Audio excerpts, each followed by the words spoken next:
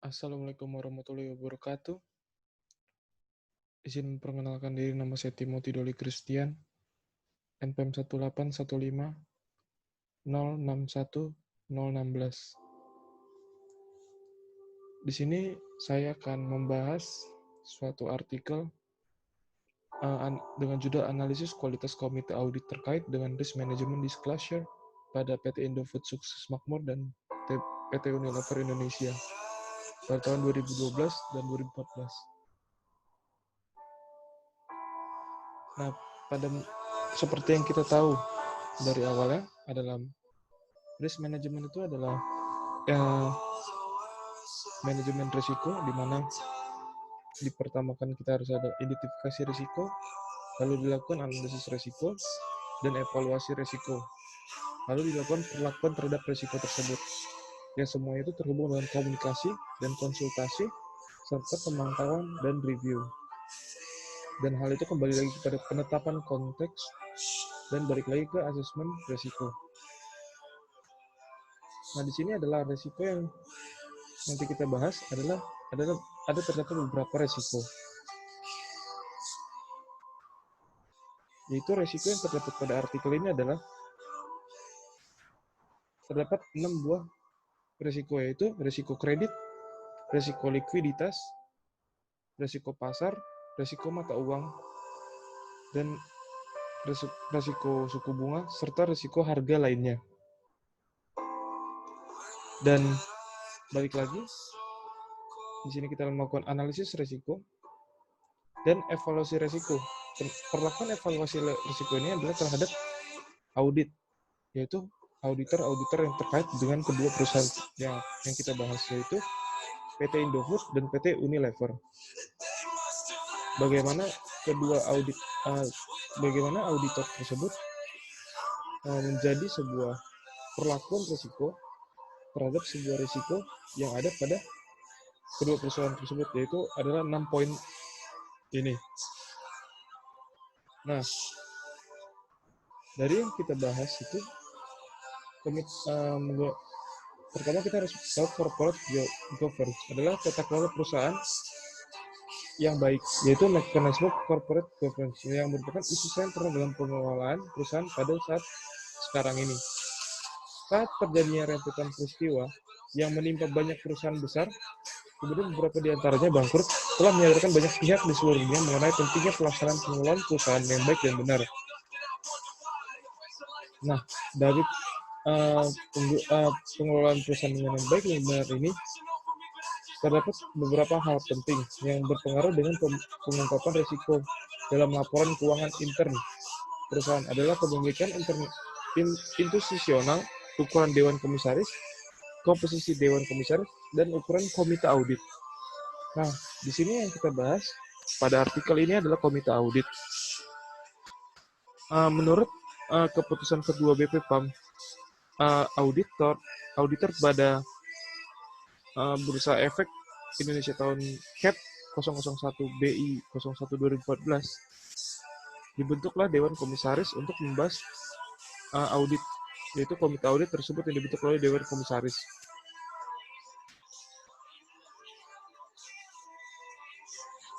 Pada Bursa Efek Indonesia menyatakan bahwa komite audit adalah komite yang dibentuk oleh Dewan Komisaris perusahaan yang anggotanya diberhentikan oleh Dewan Komisaris yang bertugas untuk membantu dan melakukan pemeriksaan atau penelitian yang dianggap perlu terhadap pelaksanaan dan fungsi direksi pengelolaan perusahaan.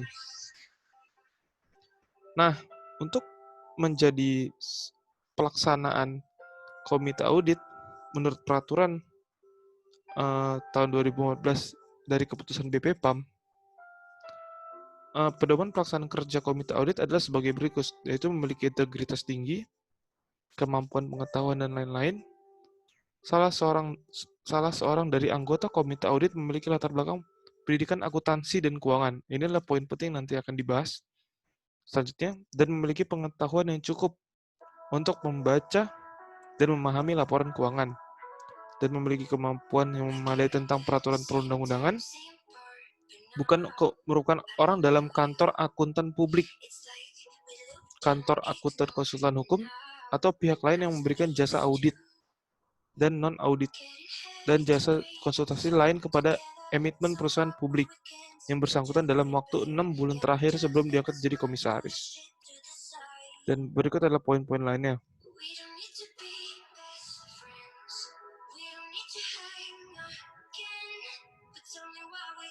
Menurut keputusan Ketua BPPAM juga, pembentukan pedoman pelaksanaan kerja komite audit bertugas untuk mendapat Dewan Komisaris terhadap laporan atau hal yang disampaikan oleh direksi Dewan kepada komisaris mengirimkan hal memerlukan perhatian komisaris dan melakukan tugas-tugas lain yang berkaitan dengan tugas Dewan Komisaris. Antara lain, tugas Dewan Komisaris itu adalah melakukan penelahan informasi, melakukan penelahan atas ketatanan perusahaan, melakukan penelahan terhadap pelaksanaan pemeriksaan oleh auditor internal, melaporkan kepada komisaris berbagai risiko yang dihadapi oleh perusahaan, melakukan penelahan dan melaporkan kepada komisaris atas pengaduan yang berkaitan dengan emiten atau perusahaan publik, serta menjaga kerahasiaan dokumen perusahaan tersebut.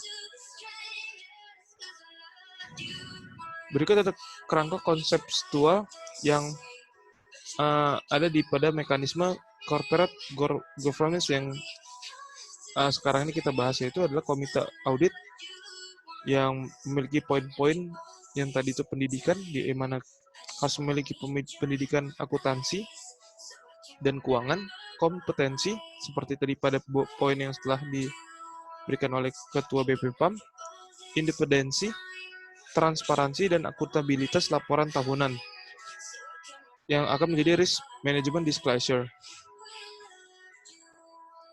Metode penelitian pada artikel ini yaitu metode penelitian dilakukan secara kualitatif terhadap dua perusahaan, yaitu PT Indofood Sukses Makmur dan PT Unilever Indonesia.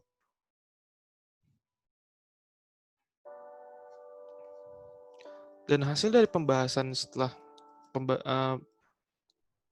sekilas yang dibahas tadi adalah komite audit itu dari PT Indofood itu terdapat 6 orang yang menjabat selama 2012 sampai 2014 dan 3 orang pada perusahaan Unilever.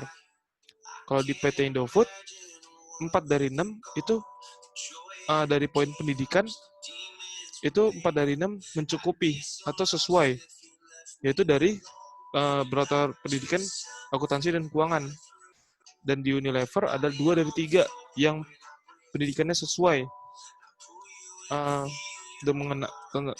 terhadap yang telah dibahas tadi. Berikut adalah orang-orangnya.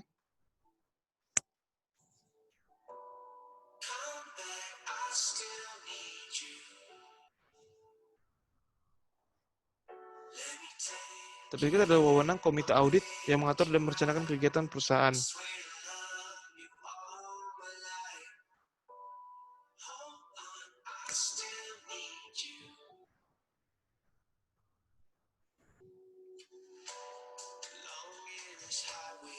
Berdasarkan analisis data yang telah dilakukan tadi di atas, berdasarkan data-data tadi, kita simpulkan bahwa pengungkapan selama tahun 2012 dan sampai 2014 yang dilakukan PT Indofood memiliki tingkat pengungkapan yang sama dari tahun ke tahun, yaitu sebesar 31,48%.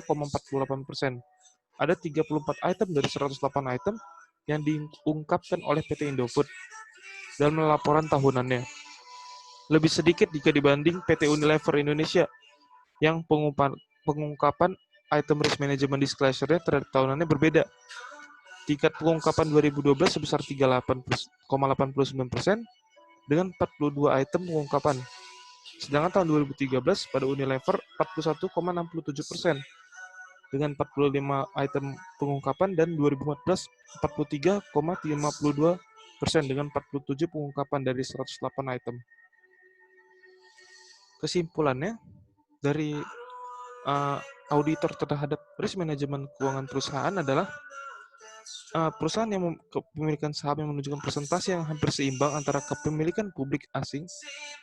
Secara umum, komite audit Indofood sudah memenuhi kriteria. Sama juga dengan komite audit pada Unilever. Keduanya sudah mencukupi kriteria dengan 4/6 dan 2/3 tadi. Jadi terhadap risk assessment yang ada pada pembahasan artikel ini, dua-duanya sudah sesuai. Dan itu semua berdampak kepada hasil dari risk management control yang ada pada keuangan perusahaan tersebut.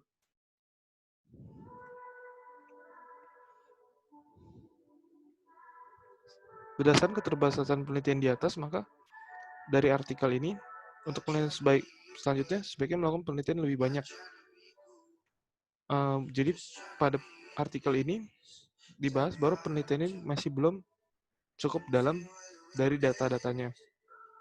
Dan objek penelitian ini juga entitas atau perusahaannya bersangkutan dapat mempekerjakan komite audit yang lebih berkualitas untuk meningkatkan nilai persenan independensi dan nilai persenan manajemen kontrol yang telah dihasilkan dari 2012 sampai 2014.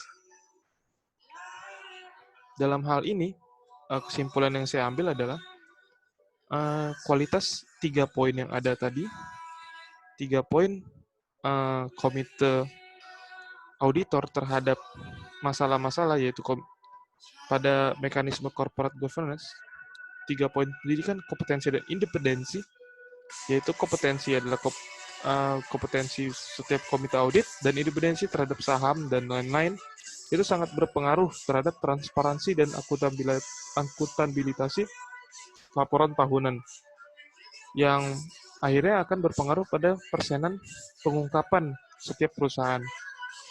Dan itu adalah risk assessment dan risk control yang ada pada kedua perusahaan tersebut. Sehingga kesimpulan saya adalah auditor sangat berpengaruh untuk risk control. Sekian dari saya, kurang lebihnya mohon maaf. Assalamualaikum warahmatullahi wabarakatuh.